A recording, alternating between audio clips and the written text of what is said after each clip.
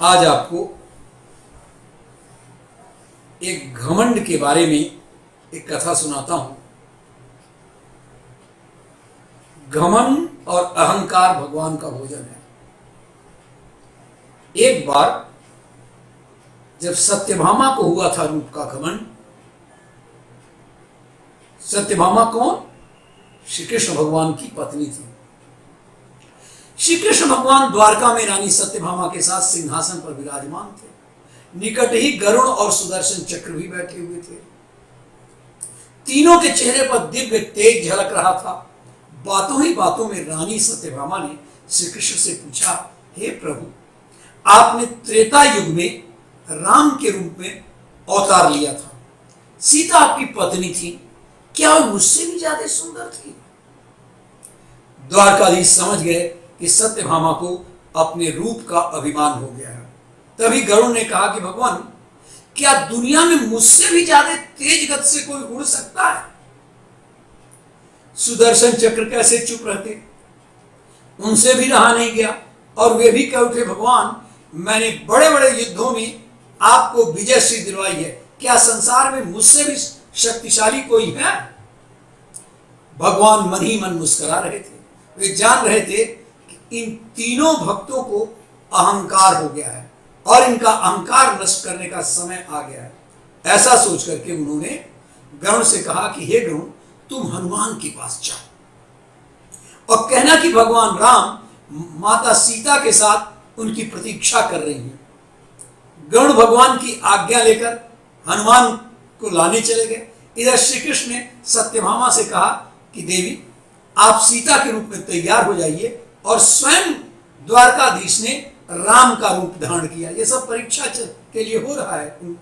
मधुसूदन ने सुदर्शन चक्र को आज्ञा देते हुए कहा, तुम महल के प्रवेश द्वार पर ही पहरा दो और ध्यान रहे कि मेरी आज्ञा के बिना महल में कोई भी प्रवेश न करे।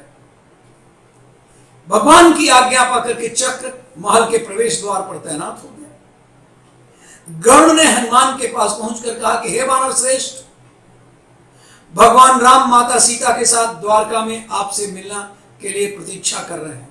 आप मेरे साथ चलें, मैं आपको अपनी पीठ पर बैठाकर शीघ्र ही वहां ले जाऊंगा। हनुमान ने विनय पूर्वक गरुड़ से कहा, आप चलिए, मैं आता हूं। गरुड़ ने सोचा, पता नहीं ये बूढ़ा बानर कब पहुंचेगा। खैर, मैं भगवान के पास चलता हूं। यह सोचकर गरुड़ शीघ्रता से द्वारका की ओर उड़ा। और ये क्या, महल में पहुंचकर गरुड़ देखते हैं कि हनुमान तो पहले से ही महल में प्रभु के सामने बैठे हैं। गरुड़ का सिर लज्जा से झुक गया। तभी श्री राम ने हनुमान से कहा, पवन पुत्र, तुम बिना आज्ञा के महल में कैसे प्रवेश कर गए? क्या तुम्हें किसी ने प्रवेश द्वार पर रोका नहीं? हनुमान ने हाथ जोड़ते हुए कहा और सिर झुकाकर अपने मुंह में से सुदर्शन चक्र को निकालकर प्रभु के सामने रख दिया। हनुमान ने कहा, प्रभु, आपसे मिलने के लिए मुझे इस चक्र ने रोका था, इसलिए मैं इसे मुंह में रखकर मैं आपसे मिलने आ गया, मुझे क्षमा करेंगे? भगवान मन ही मन मुस्कुराने लगे। हनुमान ने हाथ जोड़ते हुए श्री राम से प्रश्न किया, हे प्रभु, ये आज आपने माता सीता के स्थान पर किस नौकरानी को, किस दासी को इतना सम्मान दे दिया कि वो आपके साथ सिंहासन पर विराजमान रहे? अब रानी सत्यभामा का अहंकार भंग होने की बारी थी। उन्हें सुंदरता का अहंकार था जो पल भर में चूर हो गया। रानी सत्यभामा, सुदर्शन चक्र, वो गरुड़, तीनों का गर्व चूर चूर हो गया था।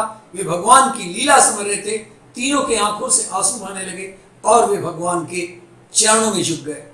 अद्भुत लीला है प्रभु की। अपने भक्तों के अहंकार को अपने भक्त द्वारा ही दूर किया उन्होंने। आशय यह है कि जीवन में कभी भी अहंकार नहीं करना चाहिए। जरूरी नहीं कि आज जो आपके पास है वो कल भी होगा। अपने अंदर जरा सा भी अगर अहंकार आने लगे तो स्वयं भगवान हमसे दूर हो जाते हैं। उनको निस्वार्थ भक्तों की ही जरूरत है, किसी अहंकारी की नहीं।